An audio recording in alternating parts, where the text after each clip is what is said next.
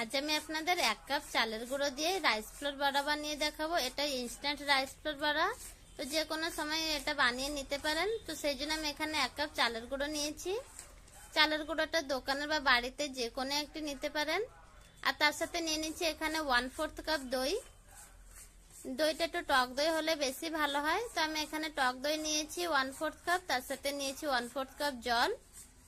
Measuring এর জন্য যে কোনো একটা কাপ বা বাটি ইউজ করতে পারেন, সেটা মেপেই সবকিছু ইউজ করবেন, একদম পারফেক্ট হবে। এবার নিয়ে নিচ্ছি একটু পেঁয়াজ কুচি, আদা গ্রেটেড আর একটা কাঁচা লঙ্কা কুচিয়ে নিয়ে নিয়েছি। তার সাথে নিয়ে নিলাম লবণ। লবণটা এখানে টেস্ট অ্যাকর্ডিং দিতে হবে। এবার একটু মিশিয়ে নিচ্ছি। একটু মিশিয়ে নিয়েছি, তো একটু বেশি থিক হয়ে গিয়েছিল, সেই জন্য আর একটু জল দিয়েছি। এবার দিয়ে দিচ্ছি 1 টেবিল স্পুন জিরা আর একটু হলুদ দিয়েছি। এখানে টেস্টের জন্য আমি একটু হিং দিয়েছি, তবে এটা একদমই অপশনাল, চাইলে দিতে পারেন আবার নাও দিতে পারেন। ভালোভাবে মিশিয়ে নিচ্ছি আর এরকম একটু পাতলা একটা ব্যাটার বানিয়ে নিয়েছি।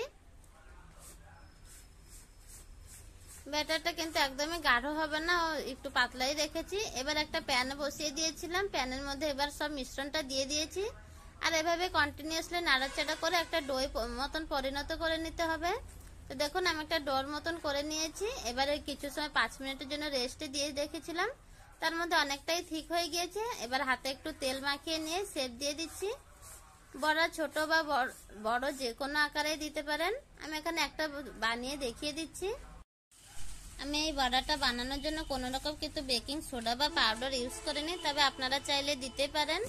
এবার তেলটা ভালোভাবে গরম করে নিয়েছি। এবার উল্টো পাল্টো করে ভেজে নিচ্ছি লাল লাল করে। আর তৈরি হয়ে গিয়েছে আমাদের ইনস্ট্যান্ট রাইস ফ্লোর বড়া।